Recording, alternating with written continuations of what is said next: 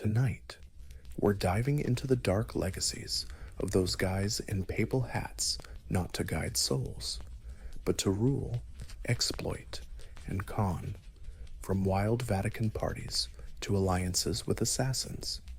The worst popes in history prove that sitting on St. Peter's throne doesn't make you a saint. Some were tyrants, others perverts, and one dude was basically a killer in a robe. So before you get comfy like usual, do me a favor, smash that like button and subscribe, but only if you actually like the content. Oh, and let me know where you're watching from and what time it is. Sometimes our stories get so interesting, we're prepping some boring ones to help you sleep better, but not tonight. Dim the lights, turn on the fan for that white noise, and let's jump into tonight's tale. Pope John XII, the teenage pope of sin. He was just 18 when he became the most powerful religious figure in the Western world, a guy honored as pope with zero experience, zero spiritual depth, and zero plans to live a holy life. John XII, born Octavian, inherited the papacy in 955 thanks to his dad. Alberic II of Spoleto basically shoved his son onto the papal throne right from his sickbed. But what followed wasn't a legacy of saintly devotion. It was a non-stop parade of scandals, violence, and debauchery. John XII didn't see being pope as a sacred mission. He treated it like a toy. Roman historians of the time accused him of turning the Lateran Palace, the Pope's crib, into a brothel. Prostitutes were welcomed in the holy chambers, relics were pawned off to fund his partying, and instead of preaching, he was raising pagan toasts at drunken gambling nights with bishops. Morally bankrupt, check. Politically chaotic, double check. He pissed off plenty of allies, especially Holy Roman Emperor Otto the Base. Their alliance shattered when John XIII secretly negotiated with Otto's enemies. Otto marched on Rome, forcing a council to investigate the Pope. The bishop's accusations were jaw-dropping simony: murder, incest, and demon worship. John XIII was deposed, but not for long. He bounced back with the backing of Rome's mob, and immediately got revenge, cutting off enemies' hands, executing rebellious bishops, and living it up like there was no tomorrow. Then, just as suddenly as he appeared, his reign ended in 964. The young pope died under mysterious and scandalous circumstances. One source says he was caught in bed by a jealous husband and beaten to death. Another claims he died of a stroke mid-affair. Whatever the truth, John XIII's short life was a roller coaster of recklessness, lust, and betrayal. He didn't just dirty the papacy, he smeared it. In the long, dark shadow of church history, few have been as hated as this guy. Pope Benedict IX, the guy who sold his soul and the papal throne. If John XIII was the most depraved teenage pope, Benedict IX was the weirdest and probably the most corrupt. He wasn't pope once or twice, but 3 times born Theophylactus in Tusculum. Benedict first took the papal throne in 1032. He was probably no older than 20, pushed up by his powerful family. But this kid wasn't your sweet boy pope. Historians call his reign a disgrace, accusing him of rape, adultery, and even he turned to his godfather, the chief priest John Gratian, and sold him the papal chair for a price. Gratian. Later, Pope Gregory VI agreed supposedly to bring peace to Rome. But this scandal sparked a domino effect, dragging the church into a legitimacy crisis, and Benedict wasn't finished. After selling the position, he changed his mind and tried to reclaim it twice. Suddenly, the church had 3 guys all claiming to be pope at once. It got so messy, Emperor Henry III had to step in and call a council to clean up the chaos. The result, all three got kicked out, wiped clean. Benedict IX was excommunicated not once or twice, but multiple times depending on who was in power. He's remembered not just as one of the worst popes ever, but one of the greediest, weirdest, shamelessest guys, like playing musical chairs with St. Peter's throne, Pope for sale, soul up for auction, and Rome never forgot that mess. Pope Alexander VI, the Borgia snake wearing a crown. If there's one name that dominates all stories of Catholic Church corruption, it's Rodrigo Borgia, crowned Pope Alexander VI in 1492. He didn't just bring scandal to the papacy, he redefined it. From the start, his reign was soaked in nepotism, bribery, and personal ambition. Alexander didn't climb the ladder with spiritual virtue. He bought his way to the top of the Christian world. The conclave that elected him was notorious for backroom deals and lavish bribes. And once he got the job, he wasted no time securing wealth and power for his family. His reign wasn't about saving souls, it was about expanding power.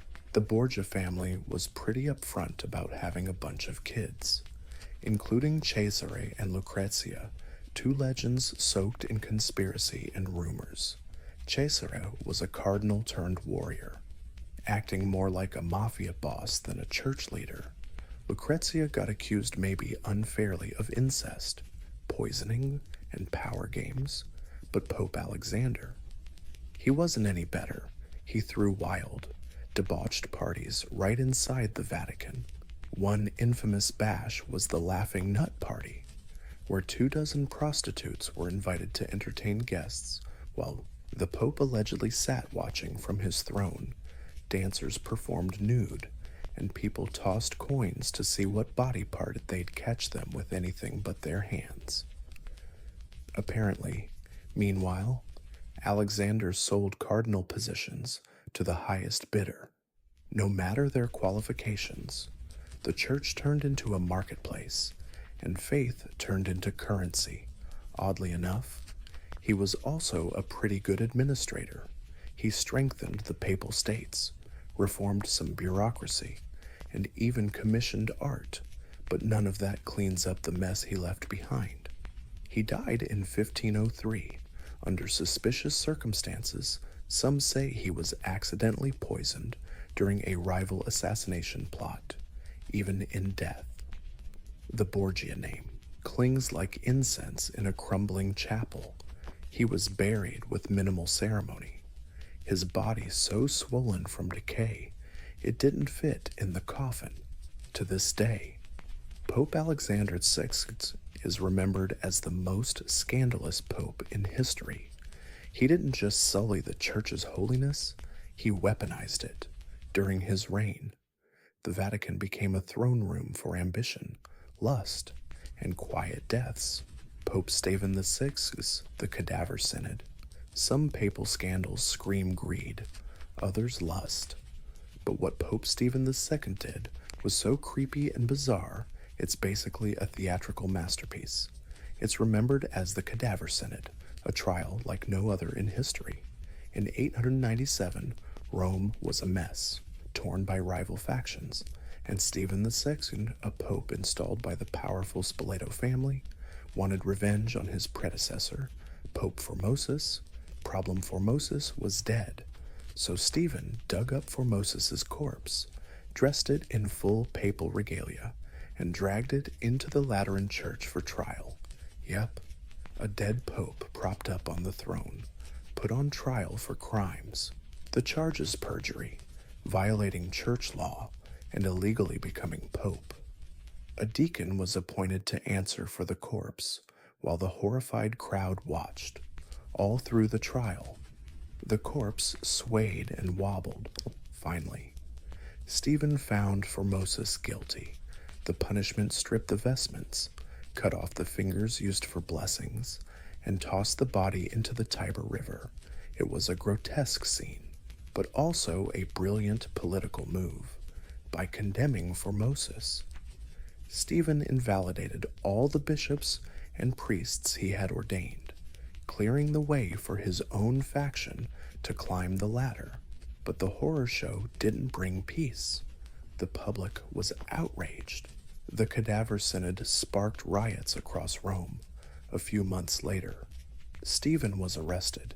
Enemies broke into his cell and strangled him to death. Afterward, the church tried to bury the whole mess literally and figuratively. Formosus's body was recovered and given a proper burial. Later popes overturned the Cadaver Synod's verdict and banned any future trials of dead popes. But the damage was done. Stephen VI's legacy isn't leadership, doctrine, or devotion. It's the image of a corpse on trial, turning the Vatican into a stage for absurdity, even in death. The Pope couldn't escape the wrath of politics. Pope Urban VI, the tyrant in white, while many corrupt popes hid their sins behind charm or mercy. Urban VI didn't bother pretending in his reign. Starting in 1378 wasn't marked by quiet scandals, but by open hostility. The popes eventually canceled the Cadaver Synod verdicts and banned those corpse trials for good. But hey, the damage was done. Pope Stephen VI's legacy isn't leadership, doctrine, or devotion. It's a decomposing corpse on trial, turning the Vatican into the theater of the absurd. Even in death, a pope can't escape political rage. Enter Pope Urban VI, the tyrant in white. While many corrupt popes hid their sins behind charm or mercy, Urban VI didn't bother pretending. His reign started in 1378, not with quiet scandals, but with open hostility, paranoia, and terrifying violence. Urban was elected during tense times. The cardinals, scared of the Roman mob, picked an Italian, Bartolomeo Prignano, hoping he'd calm the locals. Spoiler, they regretted it fast. Urban was hot-tempered, suspicious, and brutal. He ignored advice, publicly insulted cardinals, and reportedly beat staff over minor slip-ups. He ruled not just with an iron fist, but clenched teeth and a flushed face. His paranoia spiraled. He believed his own cardinals were plotting against him, and instead of talking it out, he responded with violence. When some cardinals conspired or maybe just tried to dodge his wrath, he threw them in jail and tortured them. Contemporary reports say their screams echoed through Vatican walls. Some were beaten senseless, others starved slowly. 5 were executed without trial.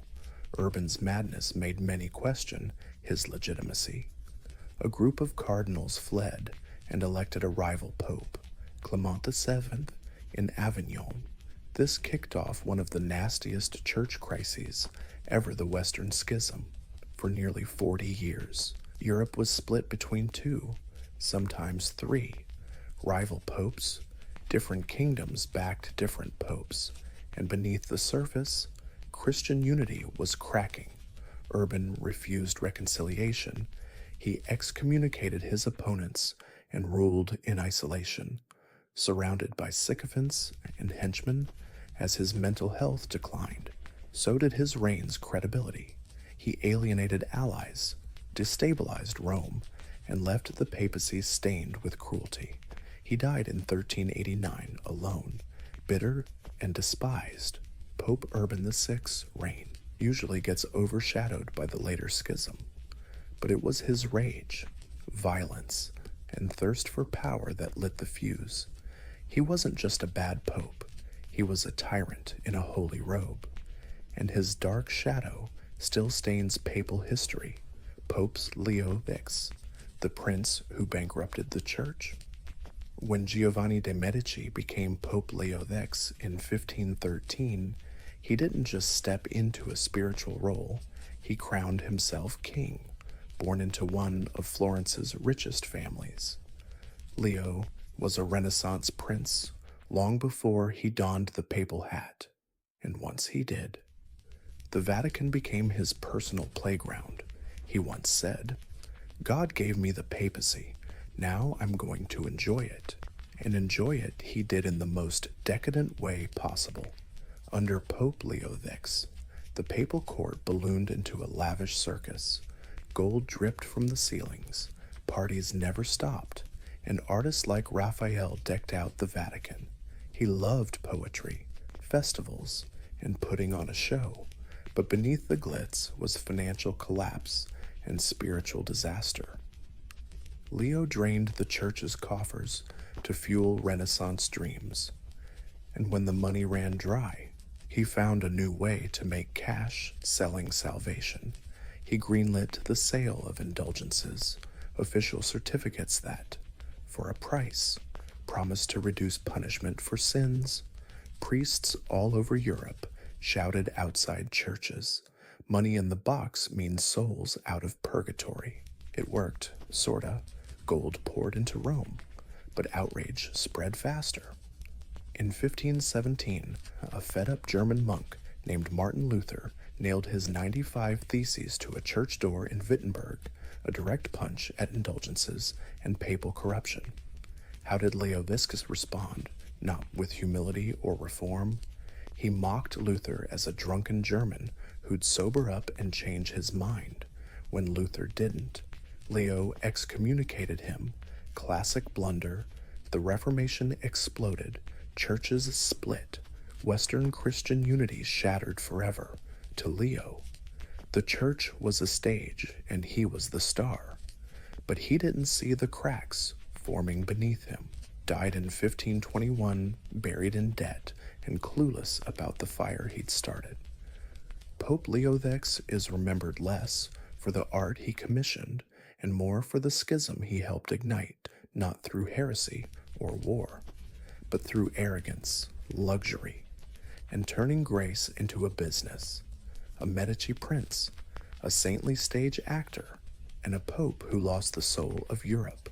Pope Sergius III, father of the pornocracy, before the decadent Budakedons or the tolerant Renaissance.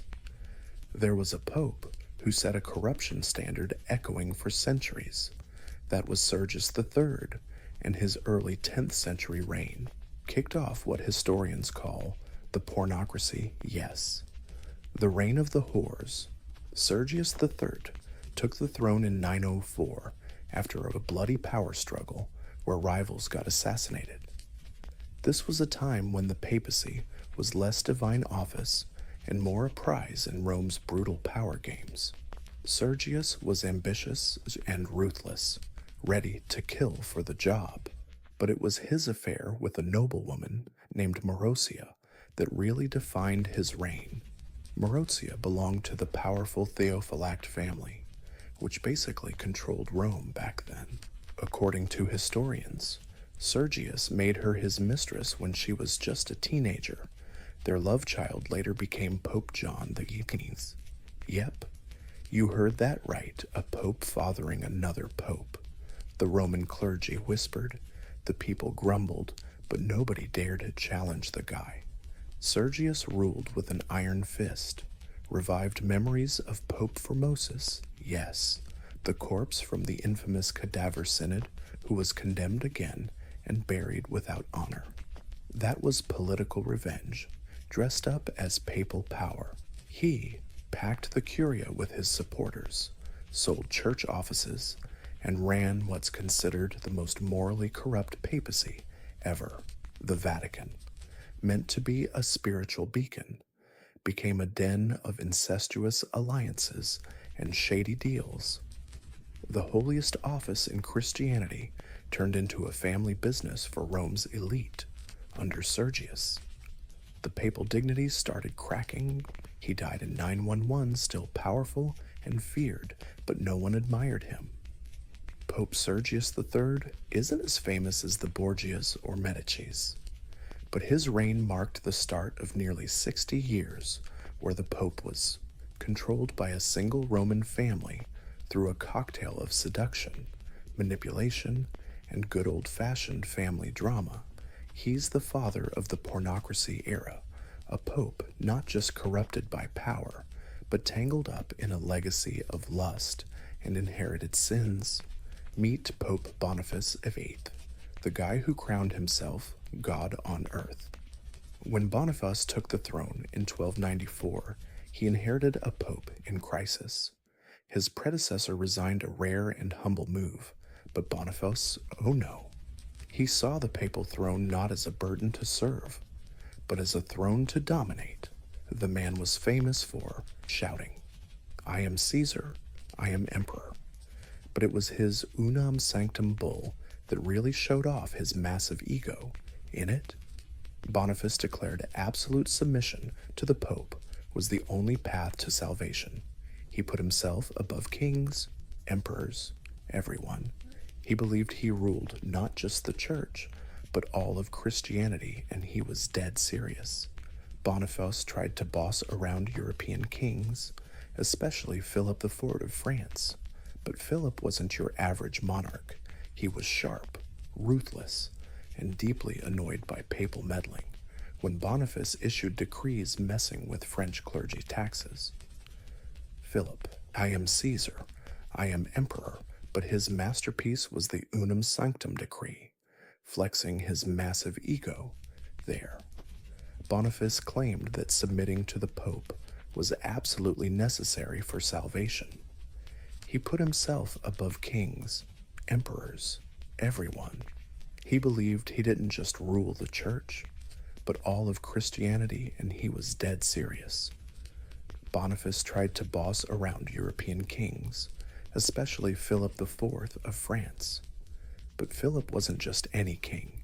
He was sharp, ruthless, and absolutely hated papal meddling when Boniface issued orders to tax French clergy. Philip fired back with accusations of heresy, moral decay, even witchcraft. Then came the unprecedented in 1303.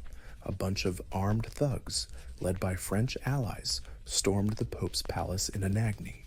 They slapped the Pope right across the face, a literal smack to papal authority, for 3 days. Boniface was held captive and humiliated by the very monarch he once tried to dominate. He was eventually released, but the damage was done. Boniface VII died soon after, maybe from illness, or as rumors say, from rage and shame. But his tragic end wasn't finished yet.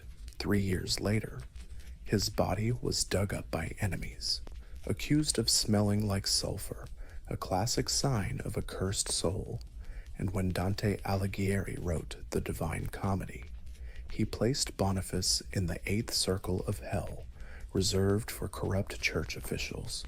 Pope Boniface VII is remembered as the guy who pushed papal arrogance to its absolute limit. He saw himself as the ultimate ruler, but in trying to be God among men, he nearly destroyed all respect for the papacy.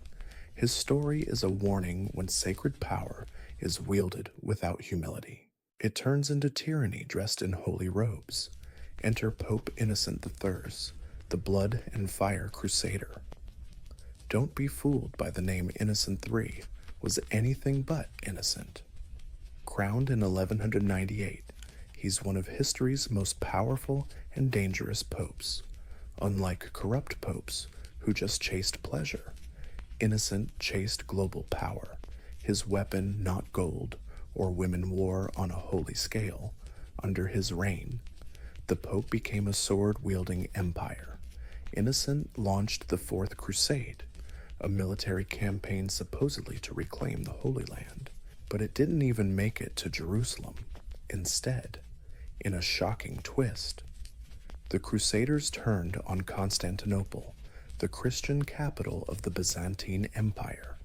In 1204, they sacked the city, slaughtered churches, raped nuns, and stole relics, all in the name of God. This wasn't just a military disaster. It was a spiritual betrayal. Innocent claimed outrage, but by the time his condemnation reached the Crusaders, they'd already declared victory and sent him the loot. Even darker was the Albigensian Crusade. a war Innocent declared not in the Middle East, but right in the heart of Europe, in southern France. The Cathars, a Christian sect branded heretical, were spreading ideas that threatened church power. Instead of sending theologians, Innocent sent knights. His message, kill them all, God will sort them out. In 1209, Béziers was attacked when soldiers asked how to tell heretics from true Catholics. The chilling answer was, kill them all. Over 20,000 were massacred, men, women, children alike. Under Innocent III, the church declared war on its own people. Heresy was punished with total annihilation, and the proud and buzzing like a beehive. This was a city of towering ziggurats and priests, kings and scribes, empires rising under a sky full of silent stars, and right in the heart of it, legend says, was a garden that shouldn't really exist, the Hanging Gardens of Babylon. A wonder they called it paradise, not sprawling across fields, but floating in the air, stacked layer upon layer, each level bursting with color and life.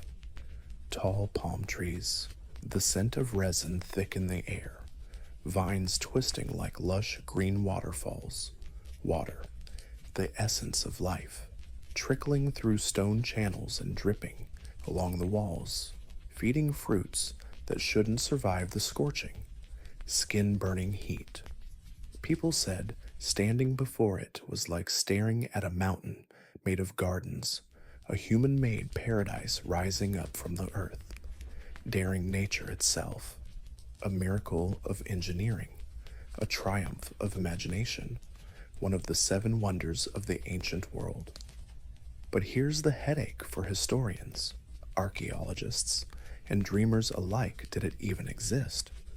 No Babylonian inscriptions mention it, no carvings, no ruins you can point to and say, yep, that stood right there.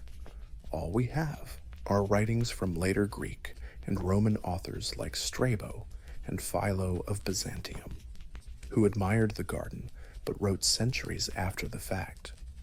Could something so grand just vanish, or worse, never have existed? Yet the legend persists. Maybe because the story is too good to let go the idea that in a dusty, sun-baked empire, a king could build something out of pure love, a garden for his queen to remind her of home, those green hills she missed. That image has never left us.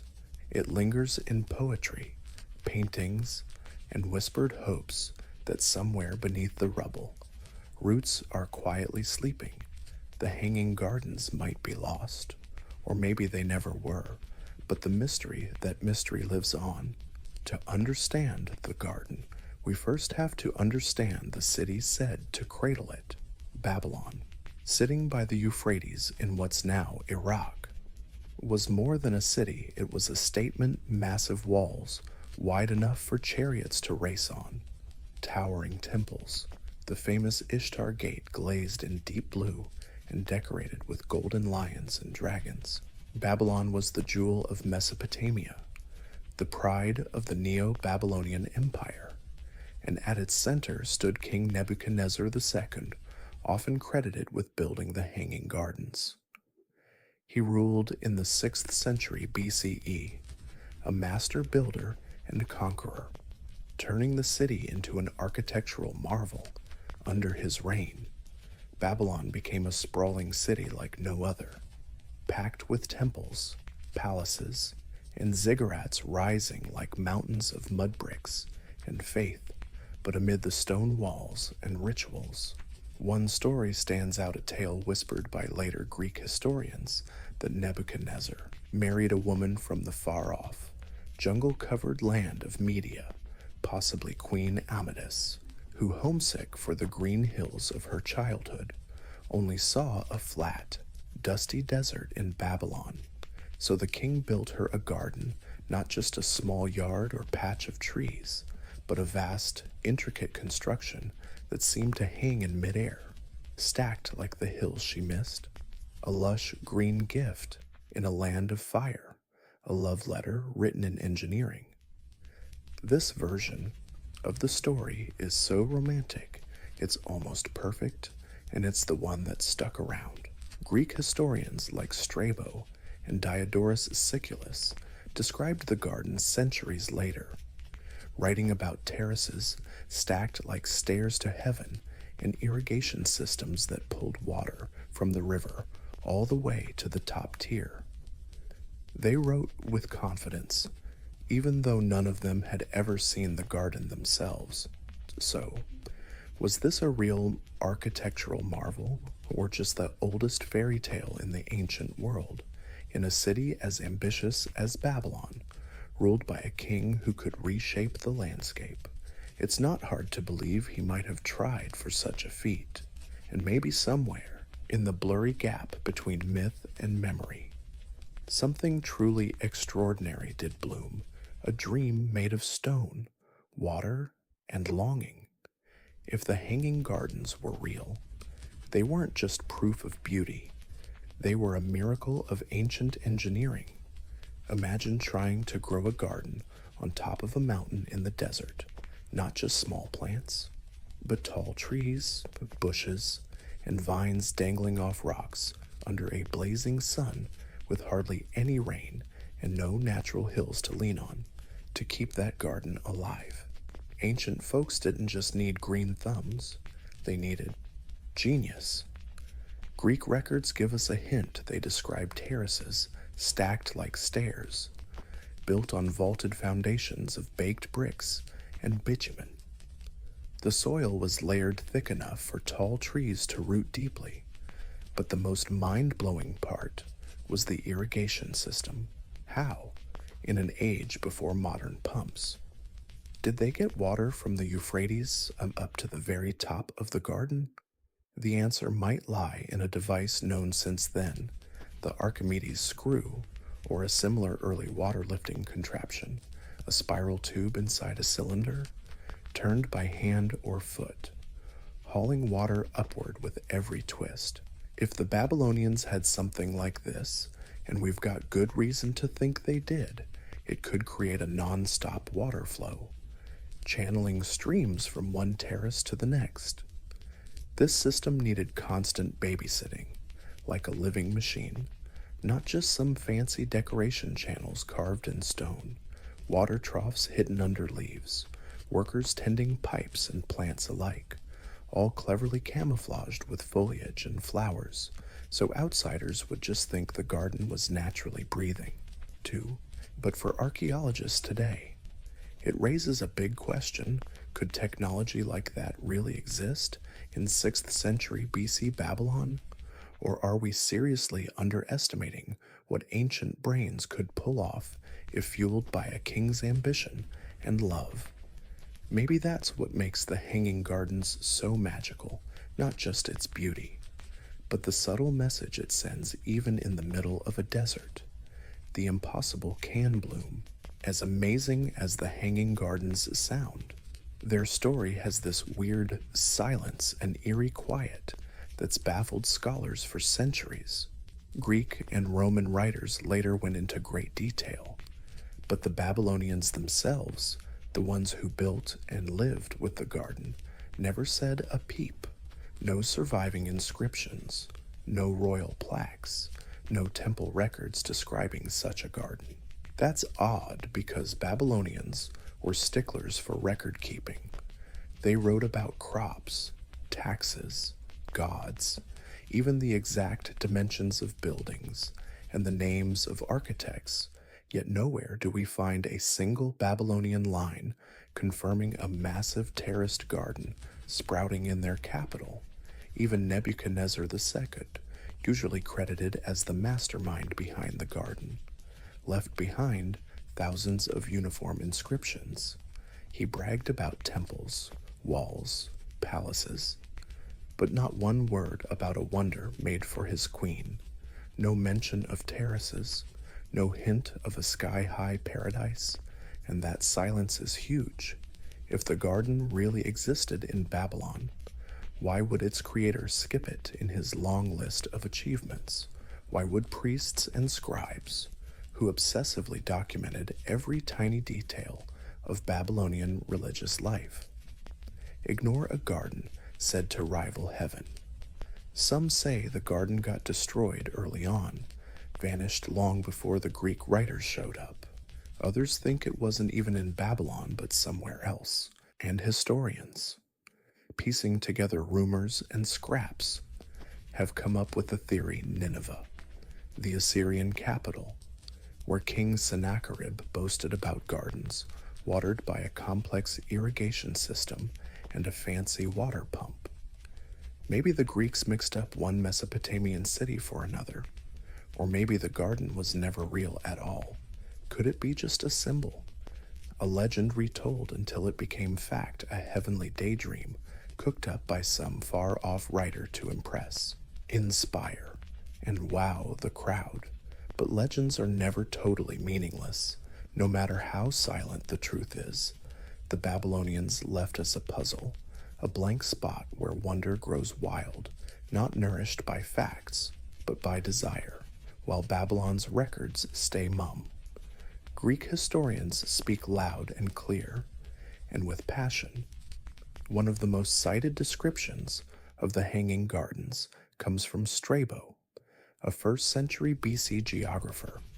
He never saw the garden, but passed along stories from earlier sources. Strabo described stacked terraces, held up by stone columns. He told how water was taken from the Euphrates, using mechanical devices, possibly the earliest mention of a water screw, and a garden so huge it seemed to float in the air. Another vivid account comes from Diodorus Siculus, writing around the same time. He detailed trees planted in deep soil, wide stone paths fit for horse-drawn carriages, and a complex irrigation system hidden beneath the foliage. He claimed the garden was built to cheer up the queen. Both painted a wonder beyond belief, a man-made mountain, a structure defying the flat, dry Mesopotamian landscape, and they weren't alone. Many Greek and Roman writers told similar tales. But here's the catch: as detailed as these descriptions are, they're all secondhand. None of these guys had ever been to Babylon during its glory days. Many wrote centuries after the garden supposedly existed. By then, Babylon was fading fast, just a crumbling memory at the edge of the known world. These stories were hearsay, travelers' tales embroidered, or distorted echoes of something that was once real but swallowed by time. Still, those tales stuck around. To the Greeks, who worshipped order, beauty, and harmony with nature, the image of lush, layered gardens rising from a desert was the perfect blend of human power and artistic vision, real or exaggerated. The story passed from scroll to scroll, century after century, until the Hanging Gardens became one of the 7 wonders of the ancient world, a title neither easy to earn nor forget. Sometimes we believe things not because they're provable, but because the world is more fun if they're true. So, if the Hanging Gardens weren't in Babylon, then where one of the most convincing alternate theories isn't denial, it's a shift. By the 20th century, a new voice rose up: Dr. Stephanie Dalley, a British Assyriologist who challenged the old assumption that Babylon was the site of the Hanging Gardens. After decades of research, she proposed a bold idea: the garden. It's real, but it was built in Nineveh, not Babylon. Nineveh, once the flashy capital of the Assyrian Empire, sits way up north along the Tigris River. The great king Sennacherib ruled in the 7th century BC, about 100 years before Nebuchadnezzar, and unlike Babylon, Sennacherib left behind records proud, detailed clay tablets in these inscriptions. He describes a magnificent palace garden with exotic trees, fruit trees, and an enormous water system pumping from mountains 50 kilometers away. He even mentions a water screw the same tech that Greek writers later credit to the Hanging Gardens. So maybe those Greek tales aren't about Babylon's glory at all, but misheard or misattributed stories about Assyrian engineering daily also points out that the ancient word Babylon could mean several places. Assyrians sometimes used it for gate of the gods, a holy city, not just the city of Babylon, seen that way. Nineveh might be another Babylon, and the garden never really moved, just the name did. This theory doesn't erase the gardens. It just shifts their location and explains why Babylon stays eerily silent while Assyrian records get bold. It suggests the wonder wasn't made up, just misunderstood. If true, the Hanging Gardens were real, just not where we thought. That would crown Sennacherib, not Nebuchadnezzar, as the mastermind rewriting one of the oldest architectural mysteries. Sometimes legends don't vanish, they just hide in plain sight, waiting for someone to read the ancient text a little differently, beyond bricks and water pipes, beyond all the historical debates and archaeological guesswork. The Hanging Garden story is also a love story, gentle, enduring, and very human, according to later legends. King Nebuchadnezzar II didn't build the gardens out of ego or to show off power. He built them for Amytis, his queen, a woman far from home. Amytis was supposedly a princess from Media, a land of hills, cool winds, and whispering green forests when she got married. Walking into Babylon's palace, she faced a hot, dusty world, endless flatlands, brown brick walls, and a sun that rarely took a break. And so the legend goes, the king saw her sadness and answered with a garden.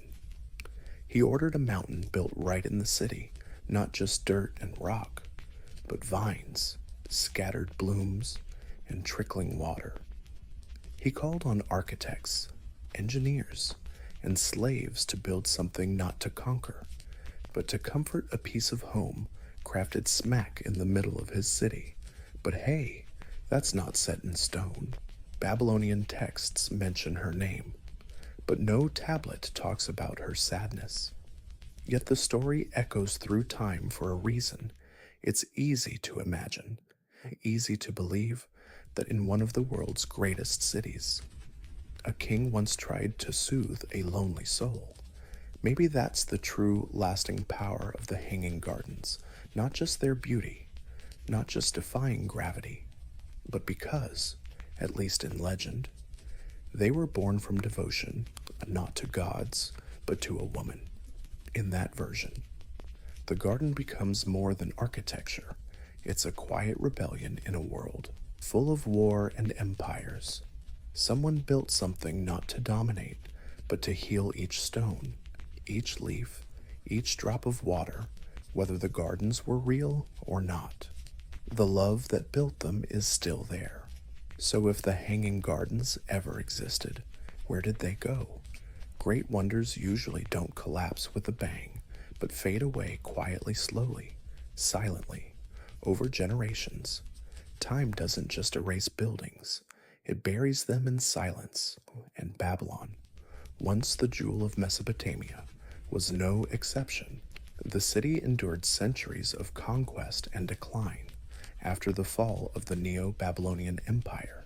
Babylon fell to the Persians, then the Greeks, then the Parthians. Each ruler left a mark, but none preserved the splendor Nebuchadnezzar built. Babylon's bricks got stripped to build new cities. Earthquakes and erosion took their toll.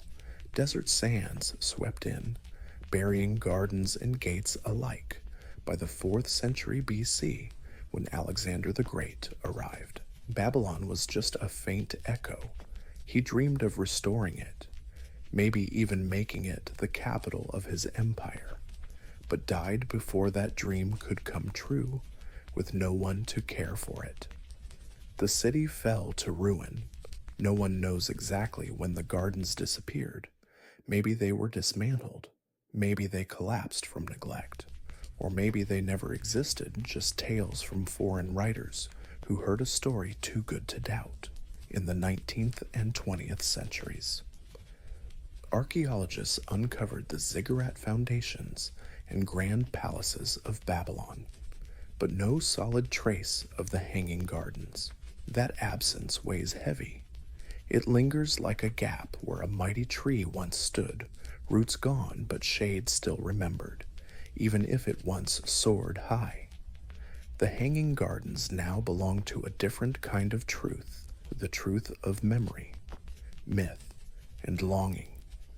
We dig through ruins not just to find bricks or pipes, but to prove one thing, that such wonders could really exist, that humans, even from the dawn of time, dreamed of beauty reaching the sky. And maybe that's what makes their disappearance haunting, not that they vanished, but because maybe they never really existed, yet we still believe, because the mind, like a desert, is where forgotten things can bloom. The Hanging Gardens of Babylon, real or fake, hold a rare spot in human history. No stones, no carvings, no ruins to stand before, but still one of the most vivid and beloved wonders of the ancient world. Why? Because some wonders aren't made from bricks and mortar, but from imagination. The idea of a garden climbing the sky, blooming in a dry desert, watered by clever machines and draped in hanging greenery. It says something deeper than history. It taps into the dream of making beauty where it shouldn't be, taming nature, building joy from barren rocks. Whether Nebuchadnezzar built it in Babylon, or Sennacherib in Nineveh, or if it was just a poet's or Greek traveler's daydream. Those gardens remind us of ancient hope and possibility. In a world of conquest, someone dreamed of green behind walls and war. Someone imagined waterfalls and flowers. Is that enough even now? Artists paint, writers write, engineers still scratch their heads, and directors recreate it with flashy CGIs, a place no one's seen, but everyone feels like they have. We can picture it, damp stones under bare feet, jasmine scents in the breeze, water trickling down the steps. A garden not meant to conquer, but meant to be remembered forever. The very possibility of the Hanging Gardens makes them immortal. We dig for ruins and argue over ancient texts because we want them to be real. But maybe the truth is they've existed not in Mesopotamian soil, but in humanity's shared memory. A vision passed down, passed around for over 2,000 years, and in that way, they never disappeared. They still hang somewhere, not above Babylon, but above all of us, suspended in time, blooming in silence, rooted in wonder, and sometimes, late at night, when the world is quiet, we remember even in history's hottest deserts, something green once grew, before coins jingled in pockets and paper bills changed hands at markets. There was a time when people had no money. Trade still happened, though it was a world of direct bartering.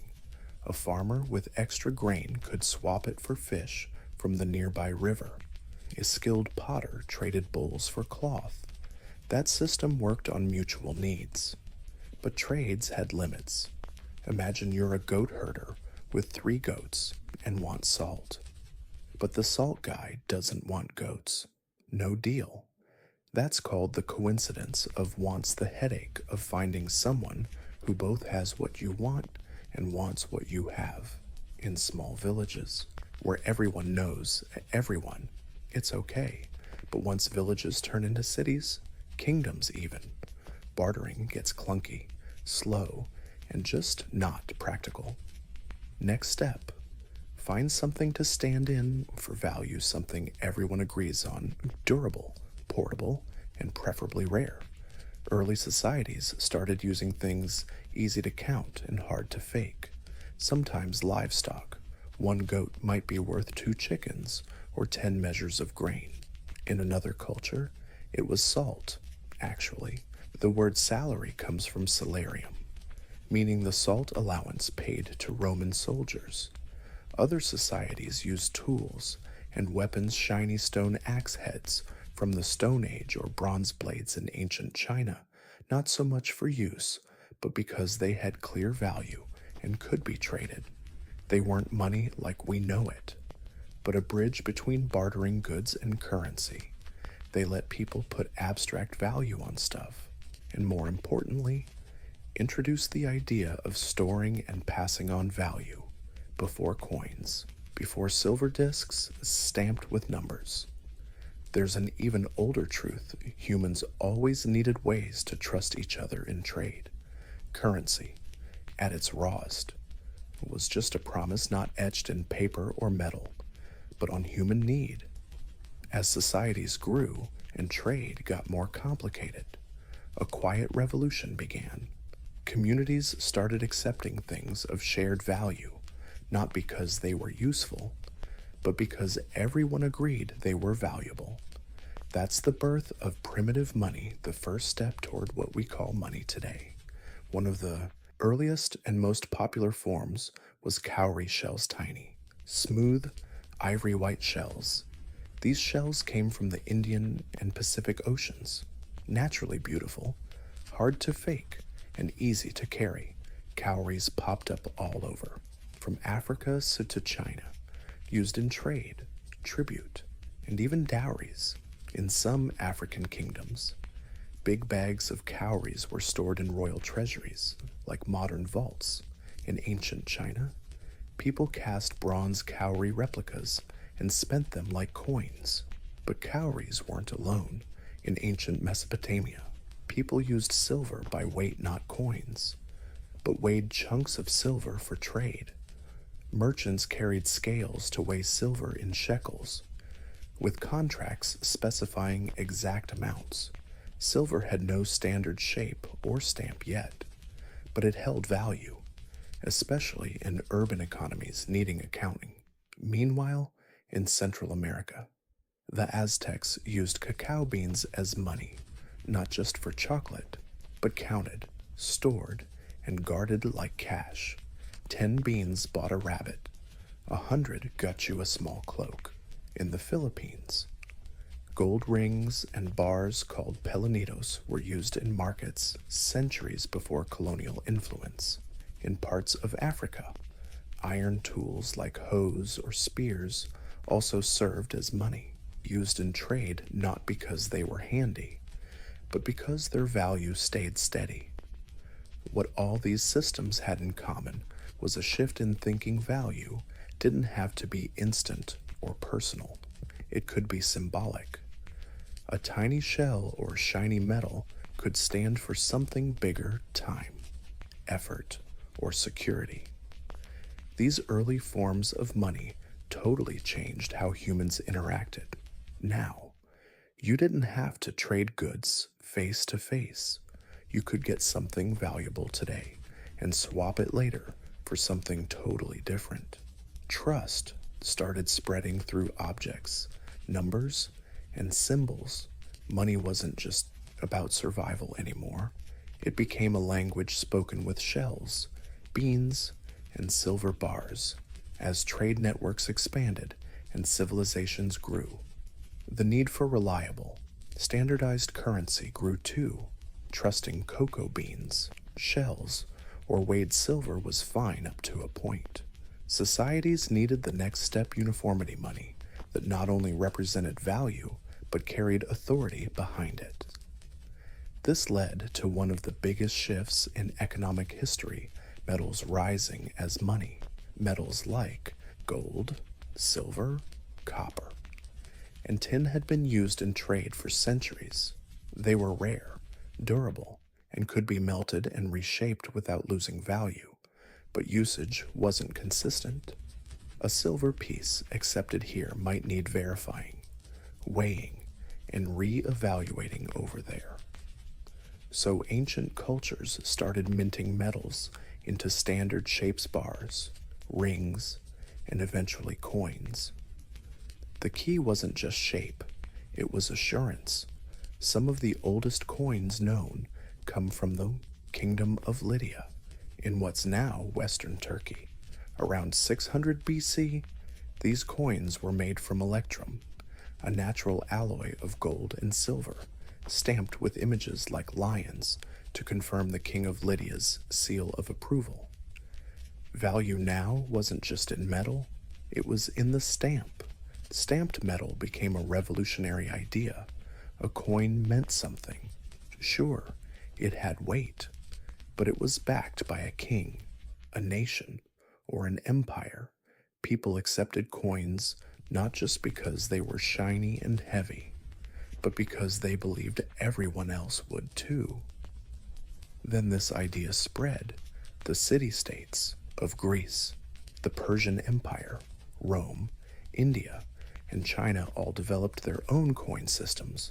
Each coin was a symbol of power, communication, and commerce. Kings slapped their faces on coins, not just to be recognized, but to flex power. Every trade was a broadcast of their image, name, and influence. In these stamped metal coins, currency evolved. It wasn't just a trading tool, but a message saying, "This has value because we say so, and you believe it." The idea of money really changed when it was minted, not just shaped metal, but official currency stamped by ruling power. This wasn't just an upgrade, it was a declaration. As early as the 7th century BC, the Lydians in Anatolia started making coins from electrum, a natural gold-silver mix. These coins weren't decoration, they were made for trade, each stamped with a lion's head, the royal symbol of King Al-Yats. The earliest coins didn't have numbers. Instead, weight and the power of the stamp confirmed value. This habit quickly spread to neighboring Greece. Independent cities began minting their own coins, with signature symbols: owls for Athens, turtles for Aegina, Pegasus for Corinth. Each coin reflected pride, culture, and belief. Greek coins weren't just money, they were tiny propaganda pieces carried all over the marketplace. Over time, kings realized something else. Controlling money meant controlling people. If a king decided what counted as money, he could influence trade, raise armies, and shape the economy across vast lands. In Persia, King Darius II issued a gold coin called the daric, stamped with the image of the king holding a bow. It circulated across the huge empire, from Egypt to India, as a standard currency. Meanwhile, in China, the first coins had special shapes: hoes, knives, and round discs with square holes in the middle, made of bronze and stamped with dynasty marks. These coins were strung together and worn like wallets on belts. Their shapes were both practical and symbolic. The square represented earth. The circle represented heaven. Minting money changed how people perceived value. Coins became trusted tools, not just for local trade, but for long-distance exchange. Soldiers got paid in coins. Taxes were collected in coins. Markets grew around coins, and with each stamped image, whether god, king, or mythical beast, the money whispered the same message. This isn't just metal, it's power, law, and order. Money was no longer born from bartering, it was born from command. As currency systems spread across the ancient world, no civilization refined, expanded, and standardized coinage better than the Romans. For them, money wasn't just trade, it was empire. By the Roman Republic era, coins had become essential to daily life. The Romans introduced a system based on copper and silver, later adding gold when the empire grew richer. Their first coin, the as, was just a rough copper piece, but over time they started producing carefully weighed, stamped coins, each with its role in the economy and story to tell. The denarius coin cast in silver. It became one of the most famous Roman coins, used to pay soldiers, pay citizens, and trade all across the empire. One side showed a Roman symbol, a god, a victory scene, or conquest. The other side had the emperor's face. Suddenly, coins weren't just money, they were political propaganda. Every transaction was basically a little ad campaign, shoving the emperor's mug right into people's hands. A gentle reminder of who's boss, whether you're buying bread or paying taxes. But Roman money wasn't just powerful, it was complicated, too. The empire used all kinds of metals, values, and scattered mints everywhere. As Rome expanded, it absorbed other cultures' currencies, reissuing local coins under Roman control. This brought order and unity to trade from Britain all the way to Judea. But even the empire hit money headaches. When Rome's economy got squeezed by military costs and internal corruption, the government started watering down coins, mixing cheaper metals into silver and gold. Slowly, the denarius lost its shine and value. Inflation shot up. Trust in money tanked. Still, the system lasted centuries. Roman coins traveled farther than the legions showing up in India and Northern Europe. They weren't just trade tools, they were symbols of Roman influence carried in pockets, buried in treasure hoards, or lost at river bottoms. And when the empire finally crumbled, coins remained a relic of a civilization that knew one simple truth: control the money, and you shape the world it flows through. While Rome forged an empire with cast silver and bronze, ancient Asian civilizations were busy building their own rich money histories, just as inventive and somehow way more persistent.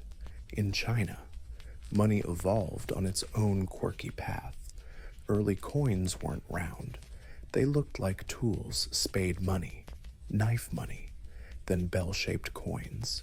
They symbolized real-world value farming and labor, but as trade needed standardization, the Chinese started making round coins with square holes in the middle.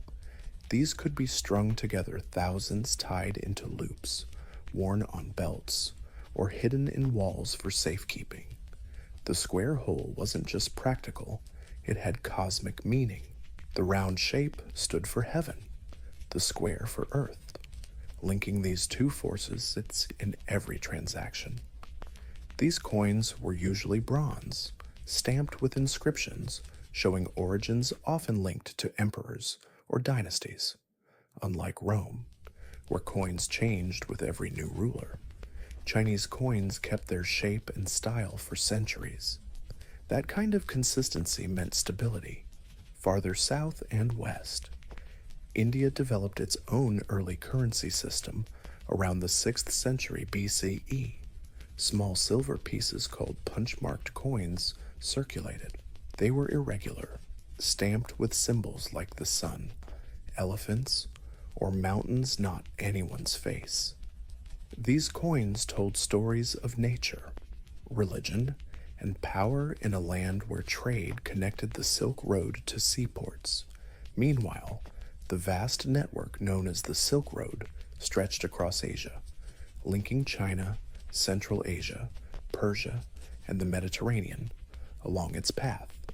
Goods like silk, spices, porcelain, and coins, the money of Chinese emperors, Roman Caesars, and Persian kings, were passed hand to hand, crossing deserts and mountains, carried by merchants, monks, and caravans.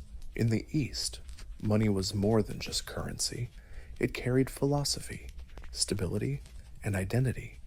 Coins became part of rituals, offerings, and ancestor worship. Some coins were never spent, just buried, burned, or gifted.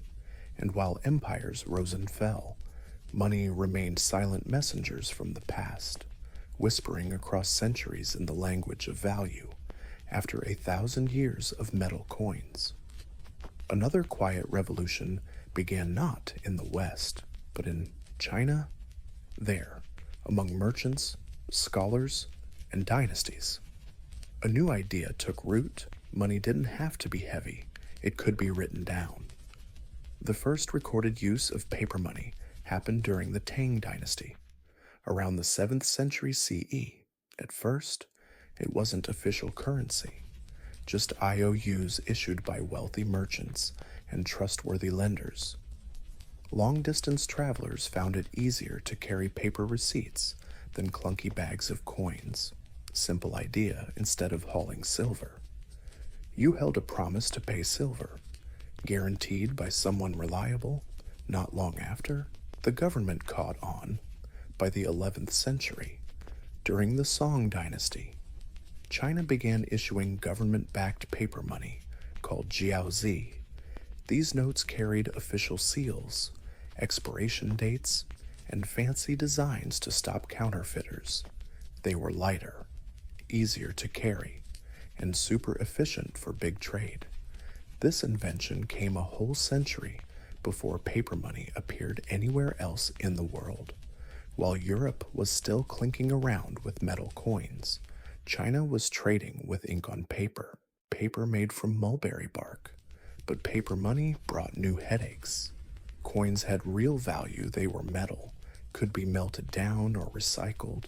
Paper money only had value because the government said so. This demanded a whole new kind of trust, not in gold, but in the promise behind a piece of paper. Inflation became a real threat when politics got unstable or printing ran wild. Paper money's value could plunge spectacularly. Still, the idea stuck. The Yuan dynasty, under Mongol rule, expanded paper money use across their vast empire, even issuing notes in multiple languages. When Marco Polo landed in 13th century China, he was totally stunned. He described their system with wide-eyed amazement, saying Kublai Khan's paper money held the same power as coins back home. For Europeans then, it was pure sorcery turning paper into gold, but the Chinese just saw the obvious money wasn't a thing anymore. It was trust, a shared belief, printed, sealed, and passed along like a secret whisper across continents. As trade routes sprawled and economies got trickier, lugging coins or even paper cash became risky and downright inefficient. Merchants needed a safer way to stash their wealth and move assets without hauling around heavy sacks of silver. Enter one of history's game changers, banking. The first banks popped up in ancient Mesopotamia, Egypt, and Greece. But banking didn't get its official act together until the Middle Ages, especially in the Islamic world and Renaissance Italy, in bustling cities like Baghdad, Cairo, Venice, and Florence. Wealthy merchant families started lending money, extending credit, and holding deposits. A merchant in Cairo could drop off gold at a bank, get a debt note, then show up in Damascus weeks later to cash it in basically an ancient check system. The real power players weren't kings or priests, but dynasties like the Medicis, who bankrolled voyages, wars, and empires. They didn't just stash cash, they moved it, multiplied it, and controlled it. At the heart of this new system was a bold idea: money didn't have to physically exist all the time. All you needed was a promise, a ledger note, and boom, you could trade, borrow, or invest. Along came credit, the belief someone would pay you back later. The whole trade network ran not on coins, but on trust. Banks issued letters of credit, IOUs, and slowly created money through lending. This shift flipped the economy on its head. Wealth started moving faster than camel caravans. Profits weren't just from digging gold, but from loaning it out. A merchant's clout no longer depended on what they carried, but on how much others owed them. Of course, credit came with risks, bad debts, scams, and economic bubbles popped up in this invisible assets world. But there was no turning back. Money evolved again from thing to symbol to record, from copper coins to ink on paper, from silver in hand to trust in books. Nowadays, when you tap your phone to buy coffee or send money across the globe with a click, you're part of a deal with no coins or paper in sight, no metal, no paper, just numbers on a screen. And yet, transactions happen, goods change hands, and the system keeps humming. Welcome to the age of invisible money. From old shells and silver, currency has become code, digital banks, online payments, cryptocurrency, and central bank digital currencies are changing how we own, store, and spend cash. For many, cash is fading into memory. With a digital bank account, you don't hold money, you access it. Your balance lives on servers, updated instantly, managed by systems you'll never see. Money now moves at light speed, crossing borders, buying stocks, funding startups without ever taking physical form. Then there's crypto, a bold experiment in trust, without rulers.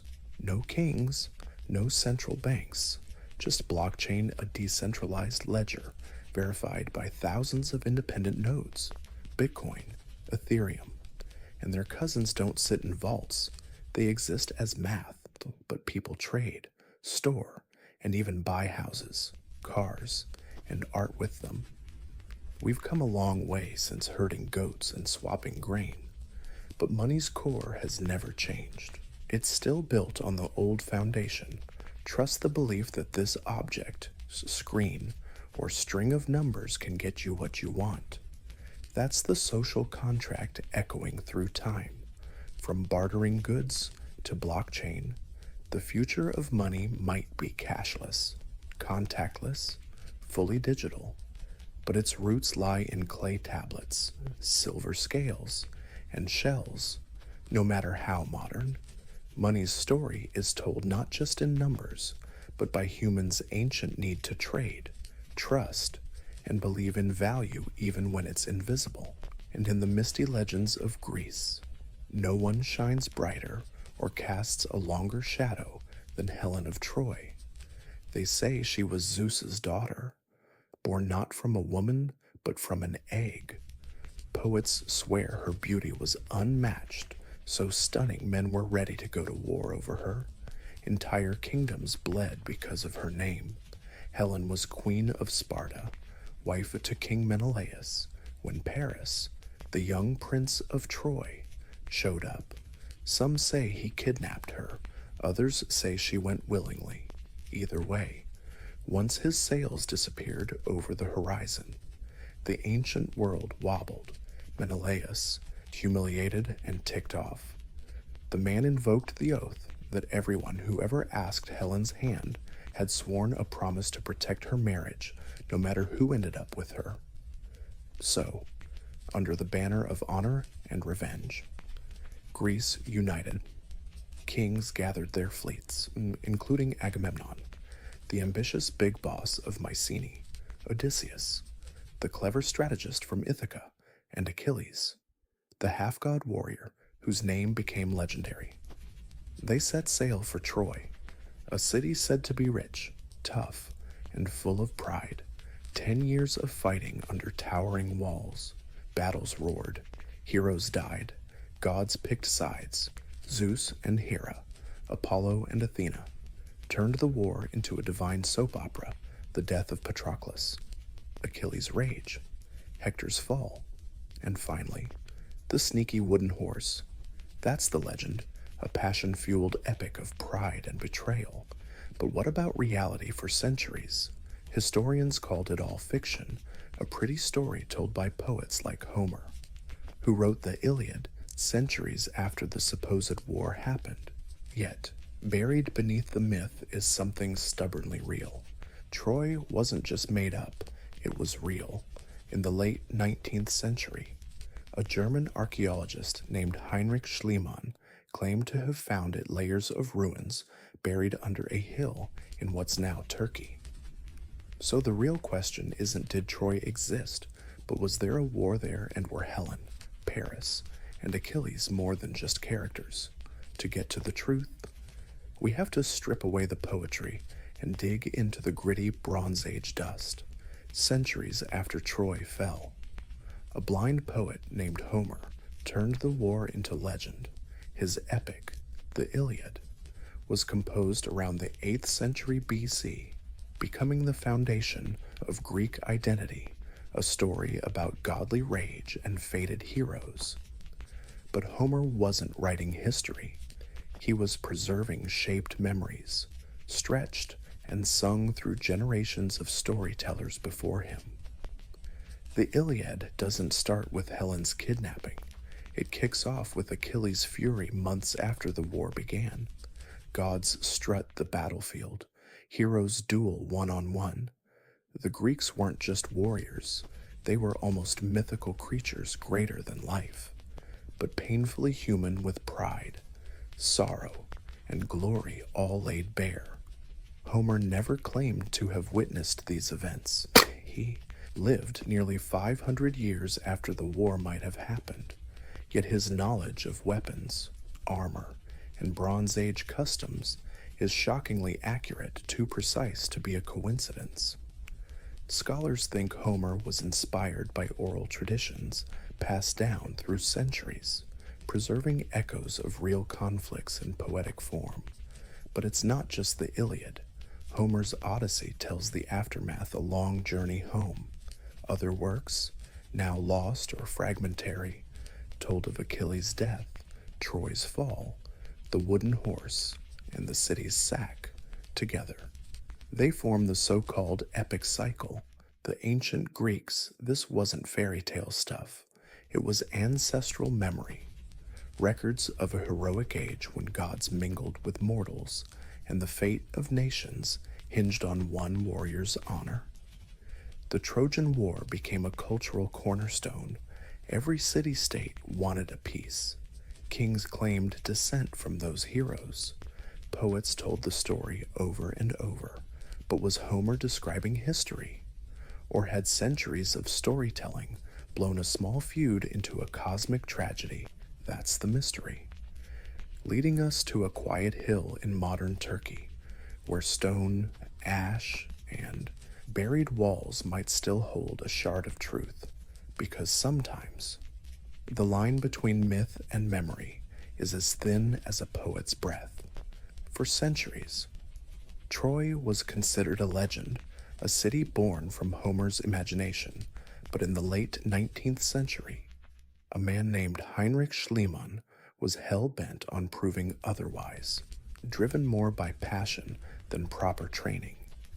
Schliemann believed the story had roots in reality. Using Homer's texts, he pinpointed a hill called Hisarlik in northwest Turkey. To the naked eye, just a hill.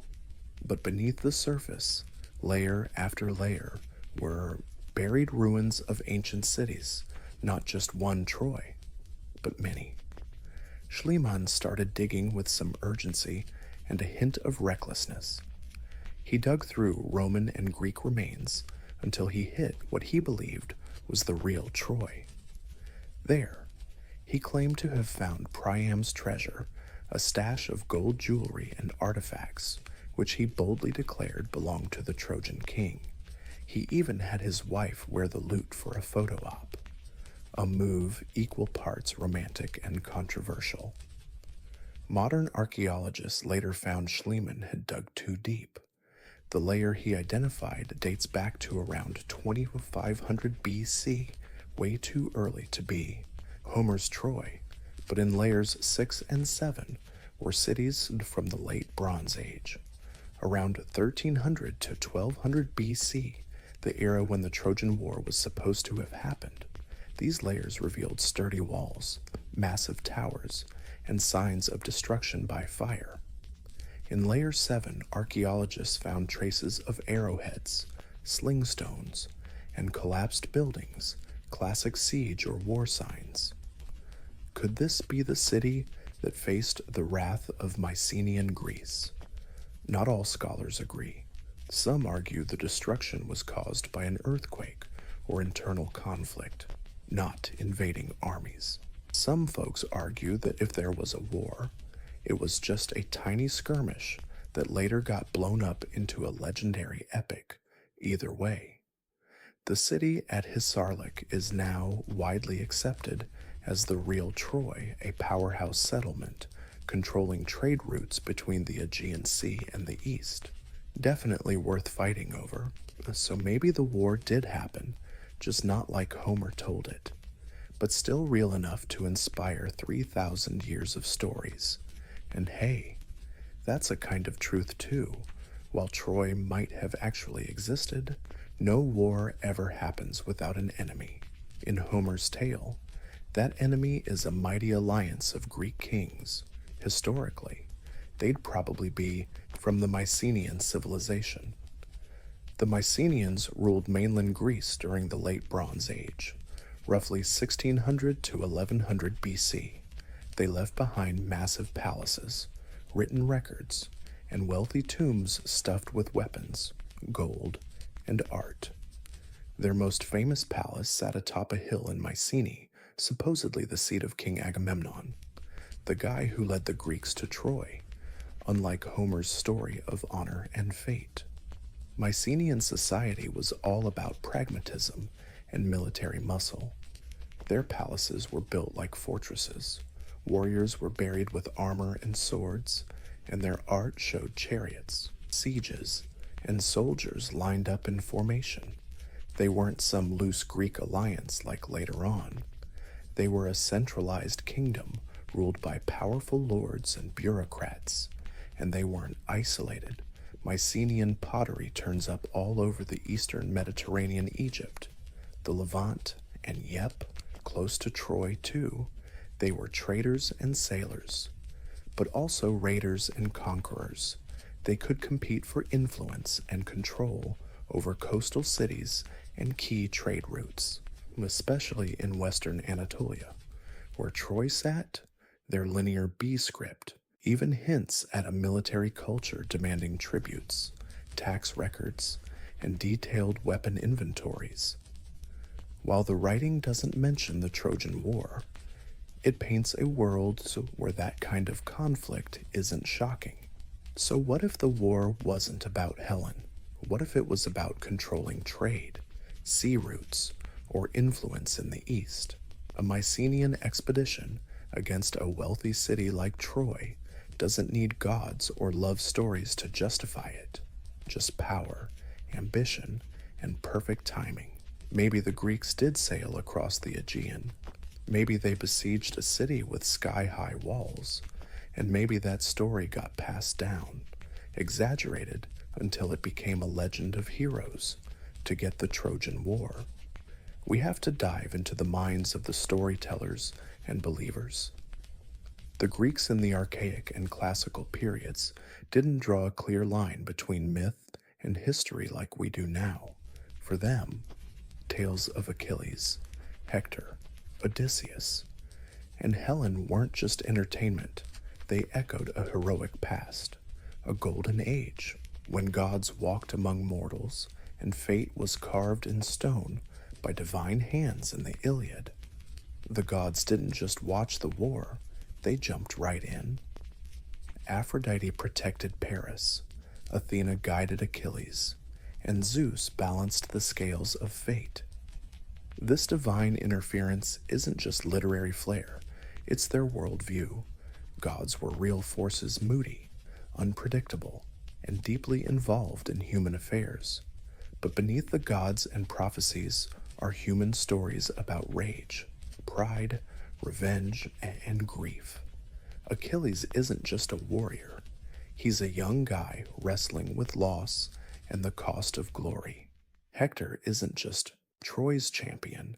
He's a dad and husband who knows he's fighting a losing battle. These characters feel alive because their struggles are timeless. So where do these figures fall on the history myth scale? No archaeological proof for Achilles or Helen. No records of King Priam or Prince Paris. But some names, like Alexandros, another name for Paris, show up in ancient Anatolian texts, and the idea of warrior chiefs, battling kings, and shifting alliances definitely fits the late Bronze Age world. The reasonable conclusion, if the war happened. It was fought by folks who looked nothing like Homer's heroes, not demigods in shiny bronze armor, but gritty warlords fighting over land, tributes, or revenge, but over time. The memory of that struggle grew into something bigger. It was told not just to preserve facts, but to shape identity for the Greeks. The Trojan War became a mirror reflecting their values, fears, and dreams. In that way, myth does what history can. It feels real, even when it's not, and that's why it lasts. If there's one moment in the Trojan War that echoes louder than all the rest, the fall of Troy. At the heart of the story is the West's most famous trick, the Trojan horse, according to later commentators on Homer, and told best in Virgil's Aeneid. The Greeks, after 10 years of banging their heads against Troy's massive walls, came up with a clever scheme. They pretended to quit, leaving behind a giant wooden horse as a gift to the gods. The Trojans, war-weary and eager to believe it was over, dragged the horse inside as a trophy that night while the whole city was knocked out. So, the Greek soldiers hiding inside the horse sneak out, open the city gates, and let the Greeks back in. Troy gets wrecked, temples burned to a crisp, and the locals either killed or enslaved. King Priam bites the dust, and this once mighty city turns into a pile of rubble, a tragic end for a proud civilization. But was any of this real? Archaeology tells us Troy the Seven, a layer of the city they dug up, was indeed violently destroyed around 1180 BC. Charred ruins, crumbled walls, and a sudden end to life all scream disaster. The timing matches the legend perfectly, yet there's zero physical evidence of that giant wooden horse, and no records of any sneaky trick like that. Maybe it's just poetic license, a metaphor for betrayal, or a dramatic flourish poets added to make the story stick. Some scholars think the horse might have been a misunderstood siege engine, or even an ancient word for an earthquake or civil unrest. Others believe it never existed at all, that it was pure poetic invention, a metaphor for betrayal, or a dramatic highlight poets threw in to make the story unforgettable. Some scholars argue the horse might have been a siege machine, misinterpreted, or even an old term for earthquake or internal rebellion. Others think it never existed, that it's just a story crafted more for symbolic power than cold, hard facts. But whether legend or metaphor, the fall of Troy stands for something bigger, the collapse of a whole world. In the decades after Troy's destruction, many major Bronze Age cities, from Mycenae to Ugarit, also fell one after another. Trade routes broke down, languages vanished, civilizations crumbled. The Trojan War might be the final chapter of a fading era, and the horse, real or imaginary, became the gateway that ushered the ancient world into myth. But Troy's fall wasn't the end of the story. In fact, for many ancient audiences, it was just the beginning. The war's aftermath echoed through the ancient world like a long, sad dirge. Homer's Odyssey follows Odysseus wandering for 10 years after the war, facing monsters, witches, and Poseidon's wrath. His journey is a tale of grit, homesickness, and the cost of victory. Other heroes faced darker fates. Agamemnon, the mighty Greek king, was murdered by his wife upon returning home. Ajax ended his own life after losing face. Menelaus made it back to Sparta with Helen, but according to some sources, their reunion was pretty cold and distant. Then there's Aeneas, a Trojan prince who, according to Roman myth, escaped the burning city with his dad and little son. His journey, told by Roman poet Virgil in the Aeneid, takes him across the Mediterranean through storms and battles until he reaches Italy. There, he's said to be the ancestor of Rome itself. This isn't just a story, it's political mythology. By claiming Trojan descent, the Romans tied their empire to the age of heroes, implying their civilization wasn't born from barbarians, but from the survivors of a sacred past. In this way, the Trojan War became more than just a Greek legend. It became the shared memory of the entire Mediterranean. Every culture wanted a piece of Troy winner, loser, or heir.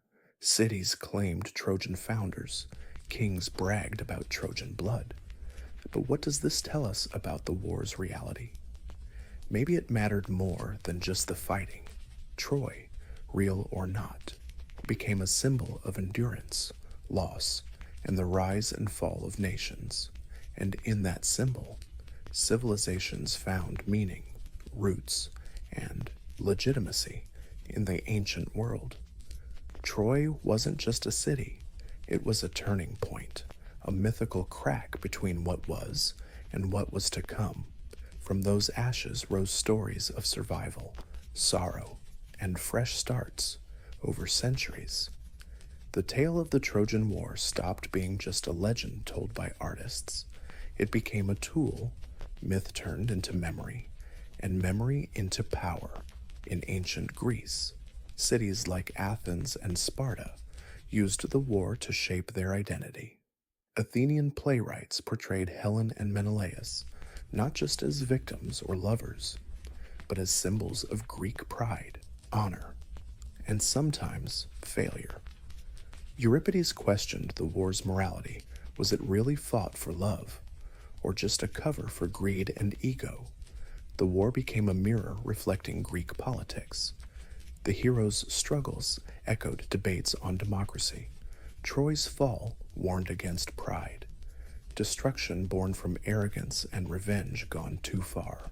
Later, during the Roman Empire, the myth got another makeover. Rome claimed descent not from the Greeks, but from Troy's survivors, seeing themselves not as conquerors, but as noble victims rising from tragedy.